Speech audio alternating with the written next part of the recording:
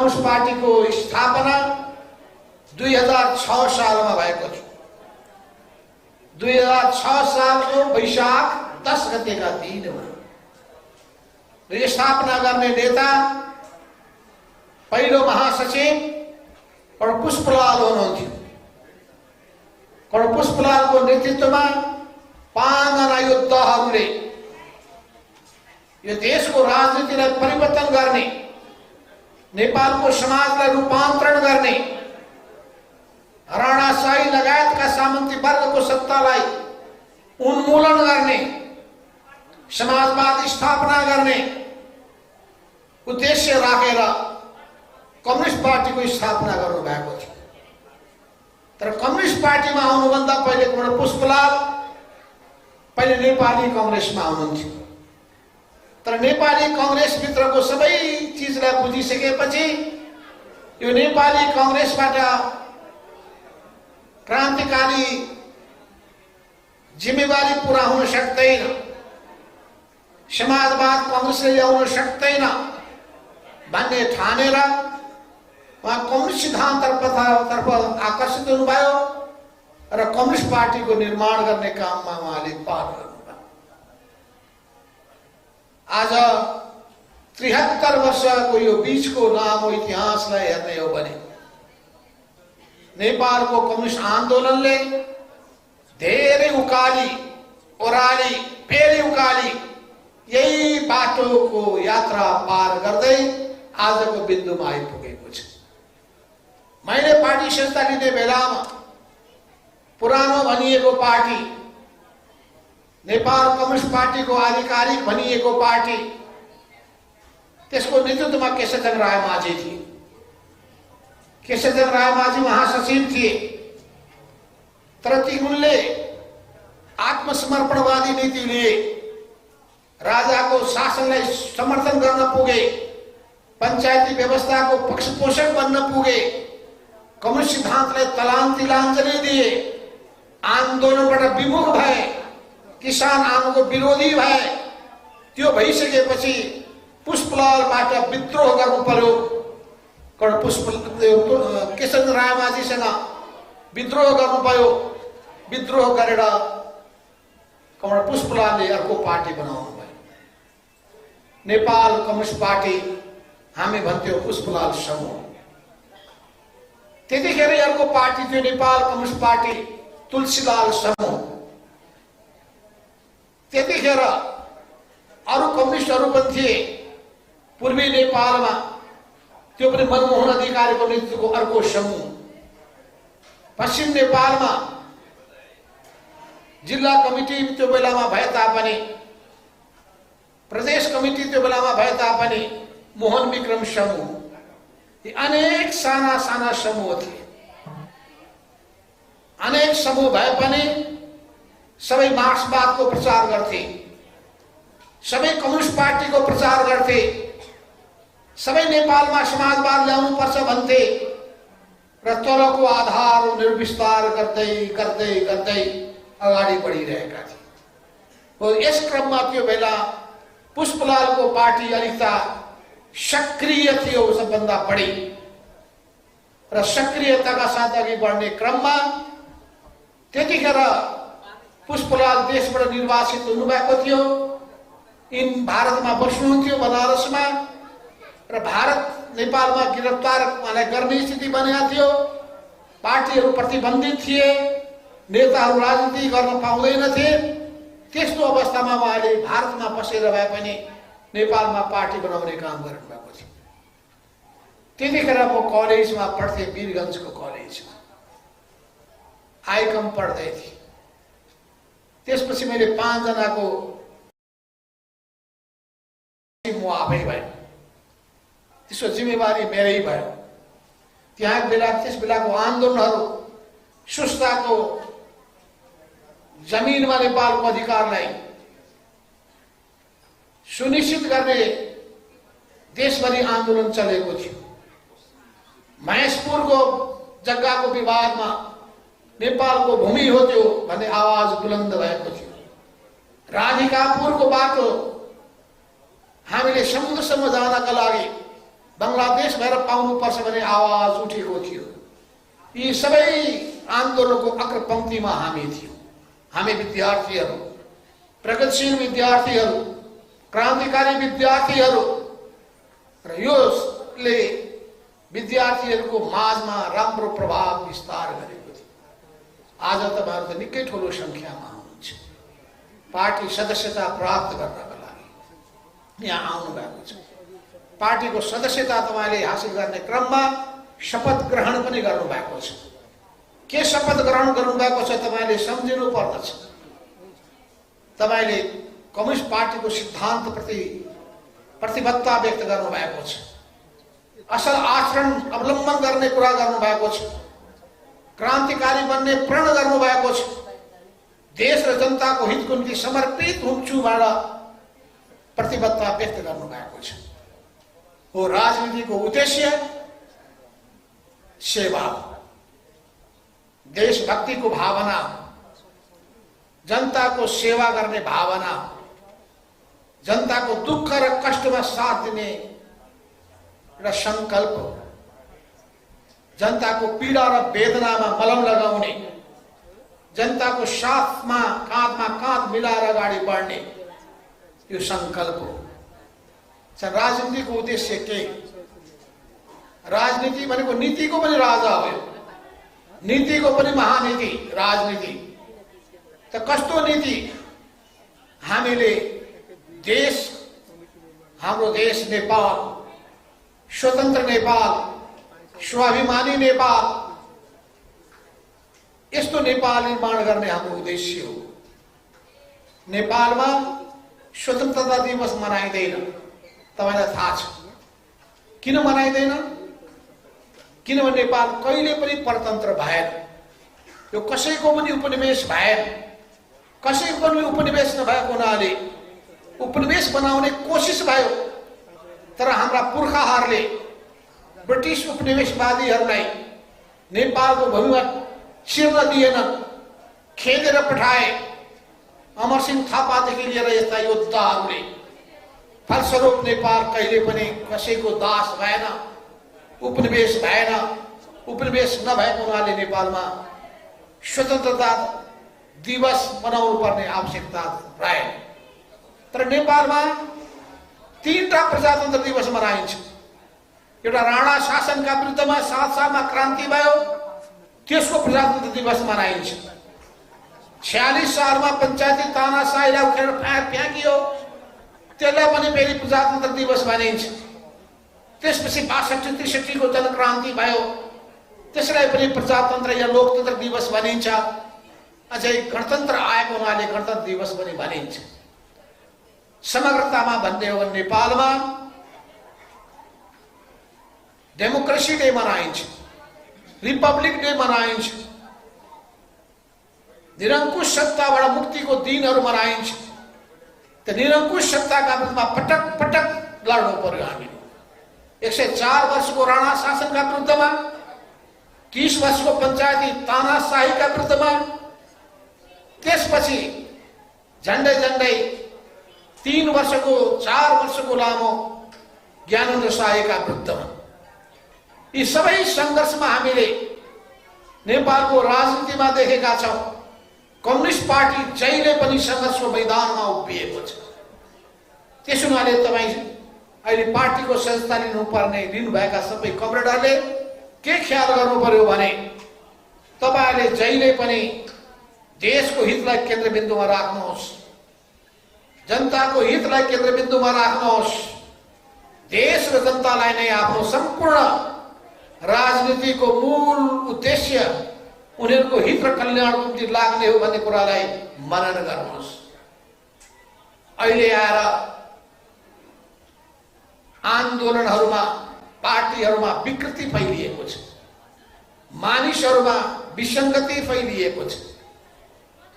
आफू के पाउने भन्ने कुराबाट बढी निर्देशित हुने, म भन्ने भावना बढ्ता बढ्ने, हामी भन्ने भावनाहरू कमजोर भएर जाने, मवादी संस्कृति हावी हुने, हामीवादी संस्कृति विलोप हुने खतरा देखा परेको छ। त्यसैले सबै व्यक्तिहरूले ममा गर्नुपर्ने छ। आफूभित्र के कमजोरी रहेको छ, ममा के कमजोरी रहेको छ, ती कमजोरीलाई कसरी सुधार गर्ने हो। अगाडि बढ्न चाहने मान्छेले कमजोरीलाई देख्न चाहन्छ, कमजोरीलाई सुधार्न चाहन्छ। जसको लामो रातिको यात्रा छैन उसले कमजोरी देख्दैन। यहाँ जसले बाटो बिराएको छ आफूले एकदम जे गरेको छु 100% सही छ भनी ठान्छ, त्यो जनताबाट अलग थलग हुन पुग्दछ। यो कुरालाई हामी सबैले बुझ्नु आवश्यक छ। यहाँ अघि कुरा पनि उठे कि हामीले एउटा नयाँ क्रान्तिकारी पार्टी बनाउनु पर्यो। किन बनाउनु पर्यो? पार्टी त हामीले पहिले पनि बनाएको, स्वयं म आफै हो त्यसको अग्रपंक्तिमा। 2031 सालमा कोर्डिनेसन बनाउनका लागि क्रान्तिकारी अपील प्रकाशित गरिएको हो। 2टा जिल्ला कमिटी थिए जम्मा जम्मी त्यो बेलामा हाम्रो साथमा। एउटा झापाको जिल्ला कमिटी, अर्को मोरङको जिल्ला कमिटी।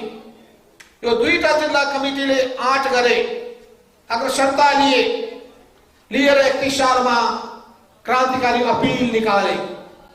32 सालमा कोर्डिनेसन केन्द्रको स्थापना गरे र कोर्डिनेसन बनाउँदाखेरि जम्मा 8 जना मान्छे हामी थियौँ। बैठकमा त पुगेका जम्मा 6 जना मात्रै थियो। ती 6 जना मान्छेहरू मध्ये, ती 8 जना मान्छे मध्ये 3 जना मान्छे राजनीति छोडेर हिँडे अनि केही मान्छेहरू एक्लै थन्केर बसे। अनि बाँकी रहेका मान्छेहरू मध्ये अहिले 5 जना हामी छौँ। 5 जना मध्ये 3 जना हाम्रो यो नेपाल कम्युनिस्ट पार्टीको समाजवादीमा हामी छौँ। 3 जना हामी एक ठाउँमा छौँ। 2 जना केपी ओलीका साथमा, 1 जना केपीको साथमा। एक केपी ओली पनि थिएन, त्यो त मैले 2टा पो भन्न पुगेछु। केपी ओली त 12 वर्ष बल्ल पछि, त्यो बेला जेलमा थिए उनी। 12 वर्षपछि कोके बनेको, 12 वर्षपछि बल्ल केन्द्रीय कमिटीका सदस्य भएका हुन्। 2044 सालमा, 32 सालमा होइन, 31 सालमा होइन, उनीहरू जेलमा थिए। र जेलमा जानुभन्दा पहिले मसँग भेट भएको थियो। 30 सालमा भेट भएको थियो। रौतहट जिल्लामा मैले लिएर गएको थिएँ उनलाई र मोहनचन्द्र अधिकारीलाई, 2 जना नेताहरू त्यो बेलाका। आज आएर फुर्ती धेरै देखाउँछ। मोरङको मेरो डेडामा 2 महिना बसेका हुन्। राखिकन भात खुवाएर गोजीमा पैसा दिएर पठाउने काम भइगर्थ्यो। अहिले पनि मोहनचन्द्र अधिकारी हाम्रो साथमै हुनुहुन्छ। झापा आन्दोलनको योद्धा राधाकृष्ण मैनालीले पनि ठिकै कुरा गरिरहनु भएको छ। यी सबै योद्धाहरूको नाम नबिर्सिनुहोस्। यी व्यक्तिहरूले आफ्नो समयमा खेल्नु भएको महत्त्वपूर्ण भूमिकालाई हामीले उचित कदर गर्छौँ, सम्मान गर्छौँ। सबैको मेहनतबाट, सबैको साथबाट हामीले सबै चुनौतीहरूको सामना गर्दै आयौँ। चुनौतीको सामना गर्दै जाने क्रममा हामीले धेरै शिक्षाहरू हासिल गर्यौँ। 2032 सालमा कोके बनाउने बित्तिकै त्यसको 3 जना पोलिट ब्युरो सदस्य हामी थियौँ। 3 जना गिरफ्तार भयो। कस्तो होला पार्टी भन्नुहोस् त? मूल नेता 3 गिरफ्तार, फेरि पनि त्यो पार्टीलाई अघि बढाएर लिएर जानका लागि अरू बाँकी नेताहरूले भिखा खेल्नु भयो। 1 वर्षपछि जेल विद्रोह गरेर जेलबाट छुटेर फेरि पार्टीलाई अघि बढाएर लिएर जाने हामीले आँट गऱ्यौँ। गोलीको प्रवाह गरेनौँ, ज्यानको डर मानेर मैदान छोडेर भागेनौँ। गोली चल्दाखेरि हाम्रो जिउको छेउबाट गोली चल्दा पनि हाम्रो सातो गएन। मृत्युसँग पोठे जोरी खेल्ने आँट थियो हामी। भोक या थकाई कहिले हामीले मानेनौँ र त्यति मेहनत गर्दै गर्दै गर्दै गर्दै जनताको बीचमा संगठन निर्माण गर्दै आन्दोलनको अग्रपंक्तिमा उभियौँ हामी। अग्रपंक्तिमा उभिएर 2046 सालको आन्दोलनमा कम्युनिस्ट पार्टीको उपस्थितिलाई हामीले देखायौँ। कांग्रेसले मात्रै पार लगाउन सक्दैन भन्ने कुरालाई साबित गरिदियो इतिहासले। र कांग्रेस एक्लै होइन, कम्युनिस्टहरू आवश्यक छन् भन्ने कुरालाई महसुस गर्ने स्थितिमा पुर्यायो। 2046 सालको आन्दोलनमा कांग्रेस र कम्युनिस्टले हातेमालो गरे, पञ्चायती शासनलाई धराशायी गरे। कांग्रेस पार्टीभित्र संकीर्णता थियो। बीपी कोइरालामा कम्युनिस्ट विरोधी भावना ज्यादा थियो। उनी कम्युनिस्टसँग हातेमालो गरेर जान चाहँदैनथे। तर गणेशमान सिंह, कृष्ण प्रसाद भट्टराई यी नेताहरूले महसुस गरे कि कम्युनिस्टको शक्तिलाई स्वीकार गर्नुपर्छ, कम्युनिस्टको जनप्रवाहलाई स्वीकार गर्नुपर्छ। पछिल्लो कालमा त बीपीले पनि स्वीकार गर्न थालेका थिए। त्यसपछि मिलेर अगाडि बढिसकेपछि पञ्चायती व्यवस्थालाई धराशायी गरेर छाडे।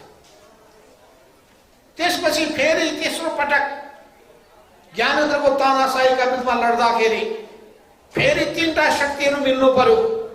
तर तीनटा शक्ति मिल्दाखेरि दुईटा पार्टी भनेको दुईटै कम्युनिस्ट पार्टी थिए।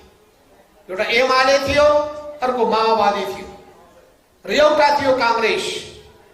7 सालमा तीनटा थिए, राणा थिए, राजा थिए, कांग्रेस थियो, कम्युनिस्ट पार्टीलाई जोडेनन्। 46 सालमा तीनटा थिए, कांग्रेस थियो, कम्युनिस्ट थियो र राजा थियो, 1/3 कम्युनिस्ट थिए।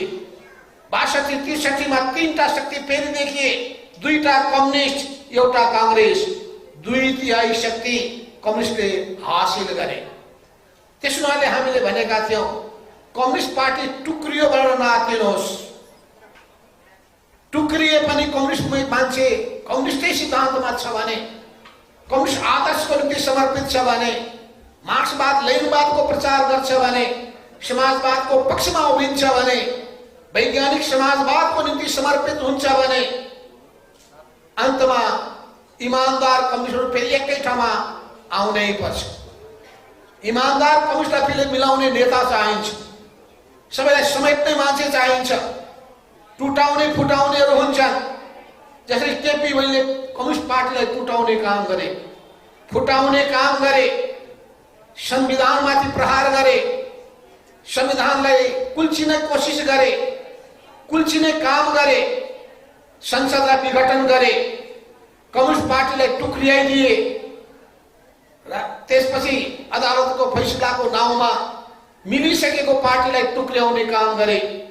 हामीले वास्तवमा बाध्य भएर हाम्रो सामु अरू कुनै विकल्प थिएन, अर्को पार्टी बनाउने बाहेक कि केपी ओलीको सामु समर्पण गर्नु पर्थ्यो, कि घोडा टेक्नु पर्थ्यो, उनको गलत विचारलाई स्वीकार गर्नु पर्थ्यो, या अहिले जसरी त्यहाँ 10 भाइको हालत भएको छ, हरिबिजो, त्यो हरिबिजो भोगेर बस्नु पर्थ्यो।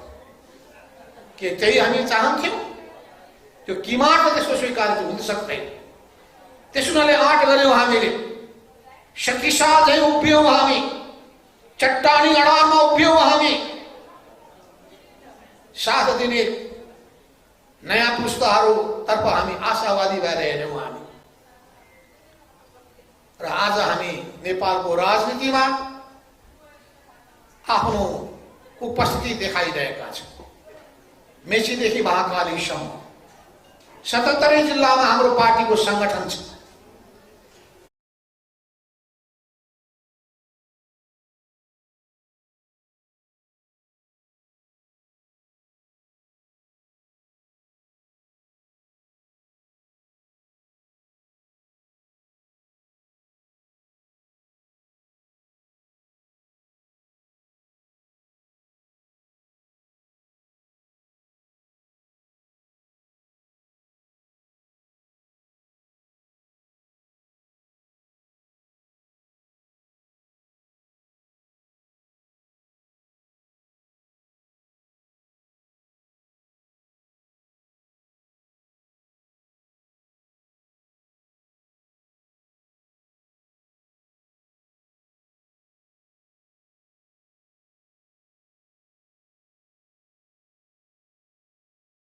बोलेर होस्, सभा आयोजना गरेर होस्, मान्छे परिचालन गरेर होस्, संसदमा आवाज उठाएर होस्, जनप्रतिनिधि संस्थामा त्यस ठाउँमा पनि हामीले भूमिका खेलेर होस्, त्यस्तो अन्यायमा परेकाहरू, अत्याचारमा परेकाहरू, शोषण उत्पीडनमा परेकाहरू, यस्ता जनताको साथमा पक्षमा हामीले आफूलाई उभ्याउनु पर्छ। यस अर्थमा पनि जब हाम्रो पार्टी हामीले स्थापना गरेका छौँ, यसको निश्चित उद्देश्य रहेको छ। अघि मैले भनिहालेँ कि यो पुरानो समाजलाई बदलिने, अन्याय र अत्याचारमा आधारित यो समाजलाई, शोषणको आधारमा उभिएको यो समाजलाई परिवर्तन गर्ने र परिवर्तन गर्नको लागि हामीले एउटा संगठन बनाउने जमर्को गरेका छौँ, पार्टी बनाउने जमर्को गरेका छौँ। र त्यस हुनाले यही उद्देश्य पूरा गर्नलाई हामी क्रान्तिकारी विचार लिएर, मार्क्सवादी सिद्धान्त लिएर, तरुणको नीति अवलम्बन गरेर हामी संगठित भएर अगाडि बढिरहेका छौँ। र यो संगठित भएर अगाडि बढ्ने क्रममा जनतामा यो पार्टीलाई स्थापित गर्न चाहन्छौँ र यो संगठनलाई हामी फैलाउन चाहन्छौँ। हिजो आज पार्टीहरूप्रति वितृष्णा पैदा गर्ने कोसिस भइरहेको छ। केही नेताहरूको कारणले गर्दाखेरि, भ्रष्ट प्रवृत्तिहरूमा मान्छे चुल्लुममा डुबेको कारणले गर्दाखेरि, जनअपेक्षा अनुसार काम नभएको कारणले गर्दाखेरि जनतामा निराशा बढेको हामी देखिरहेका छौँ। त्यहाँ त्यो चुनौती हाम्रो सामुमा पनि छ। हामी असल भएर देखिने कि नदेखिने, असल काम गर्ने कि नगर्ने, पैसा र भ्रष्टाचारमा हामी फस्ने कि नफस्ने, पैसाको अगाडि रियाल चुहाउने कि नचुहाउने, राज्य सत्ताको दुरुपयोग गर्ने कि नगर्ने, हामीले संकल्प गर्नुपर्छ कि हामी राज्य सत्ताको दुरुपयोग गर्ने छैनौँ, भ्रष्टाचार गर्ने छैनौँ, भ्रष्टाचारलाई प्रोत्साहन दिने छैनौँ, हामी दोहोरो चरित्र अपनाउने छैनौँ। कुरा बोल्दाखेरि सिद्धान्तका ठुल्ठुला गफ हाक्ने, तर पैसा भनिसकेपछि लोभ गर्ने, लालच गर्ने, भ्रष्ट आचरण अपनाउने यस्तो प्रवृत्तिहरू हामीले अवलम्बन गर्ने छैनौँ भनेर हामीले संकल्प गर्नुपर्दछ। र यो सुरु नेताहरूबाट हुनुपर्दछ, यो सुरु प्रधानमन्त्रीबाट हुनुपर्दछ। नेताहरू ठिक भइसकेपछि त्यसपछि अरू पनि डराउँछन्, हिम्मत गर्दैनन्। नेताहरू नै भ्रष्ट भइसकेपछि अरूले त्यो नेतालाई टेर्न छोडिदिन्छ। जब नेता आदर्शप्रति समर्पित छन् भने, असल आदर्शको निम्ति लागेका छन् भने अरू कसैको हिम्मत हुँदैन औलो ठड्याउने। औलो कसैले ठड्याइहाल्यो भने त औलो भाँचिदिने आँट हुन्छ आएमा। नबिराउनु न डराउनु, बिराइएको छैन डराउँछौँ किन? घुस खाएकै छैन डराउँछौँ किन? बदमासी गरेकै छैन डराउँछौँ किन? त्यो कहाँबाट आउँछ भने आँट। जब तपाईँले बदमासी गर्नुहुन्न, तपाईँ लुकी छिपिकन, लुकिकन भ्रष्टाचार गर्नुहुन्न। कोही लुकेर गर्छन्, कोही डकैती पाराले कुरेर गर्छन्। एउटा चोरीको तरिका अपनाउँछन्, कोही डकैतीको तरिका अपनाउँछ। हामी त्यसका विरुद्धमा दृढताका साथ जुझ्छौँ र हाम्रो आफ्नो पंक्तिलाई भन्छौँ, हाम्रो पार्टीका नेता कार्यकर्तालाई भन्छौँ, पार्टी सदस्यहरूलाई भन्छौँ, असल मानिस बन्नुहोस्, मेहनतको पसिनाको कमाई खानुहोस्, मेहनत गर्नुहोस्, मेहनतको फल मिठो हुन्छ। तपाईँ रोजगारी गर्नुहोस्, त्यहाँ उद्यमी बन्नुहोस्, कृषि पेशा अपनाउनुहोस्। जे गरे पनि तपाईँले आफ्नो जीवन यापन गर्नका लागि आफ्नो ज्ञान, आफ्नो शरीर र आफ्नो बुद्धि प्रयोग गरेर अनि त्यस बापतको तपाईँले तलब पारिश्रमिक प्राप्त गरेर तपाईँले चल्नुभयो भने तपाईँलाई कसैले औलो ठड्याउन सक्दैन। त्यसो नभए पनि एउटा नयाँ मानिस निर्माण गर्नको लागि हामीले कम्युनिस्ट पार्टीको निर्माण गरेका छौँ। र यो कम्युनिस्ट पार्टी बाहेक अरू कुनै पार्टीको भविष्य छैन। त्यसो कम्युनिस्ट पार्टी नामको मात्रै होइन, कामको पनि कम्युनिस्ट पार्टी बनाउनका लागि हामीले एकीकृत समाजवादीको नाउँमा कलम चिन्ह कलम छाप बोकेर चुनावमा जाने उद्देश्य समेत ध्यानमा राखेर, तर चुनाव भनेको के हो त? जनताको बीचमा चेतना जागरण पैदा गर्ने र जनताको बीचमा पुग्ने एउटा समय हो। कोहीले चुनावलाई मात्रै सबै थोक ठान्दछन्। राजनीति नै चुनावको वरिपरि मात्रै घुमिरहेको हुन्छ। हाम्रो निम्ति चुनाव माध्यम मात्रै हो। हाम्रो उद्देश्य भनेको जनताको हित हो। त्यसो हुनाले हामी जनतादेखि जनतासम्म, अरू चुनावदेखि चुनावसम्मको निम्ति राजनीति गर्छन्। हामी जनतादेखि जनतासम्म पुग्नका लागि राजनीति गर्छौँ। जनतादेखि जनतासम्म पुग्नका लागि चुनावलाई पनि प्रयोग गर्छौँ। चुनावको बेलामा जनता जागेका हुन्छन्, जनताको कान ठाडो हुन्छ।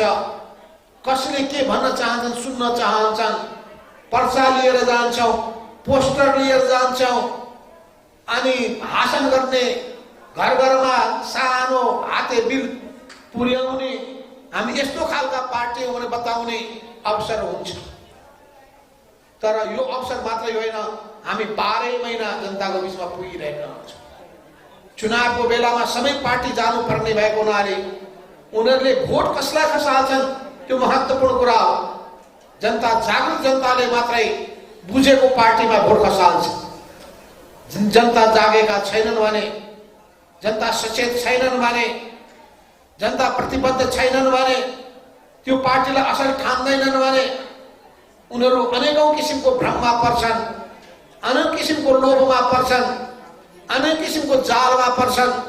जनतालाई सबै खालका भ्रमबाट, जालबाट, लोभबाट मुक्त गर्ने गरी त्यस्तो चेतना पैदा गर्न सक्नुपर्छ, त्यस्तो जागरण ल्याउन सक्नुपर्छ।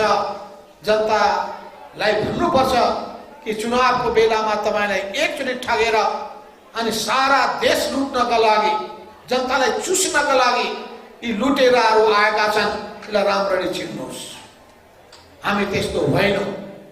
हामी तपाईहरुको सेवा गर्नका लागि, तपाईको हितको काम गर्नका लागि हामी यो राजनीतिमा आएका छौँ, चुनावमा भाग लिएका छौँ।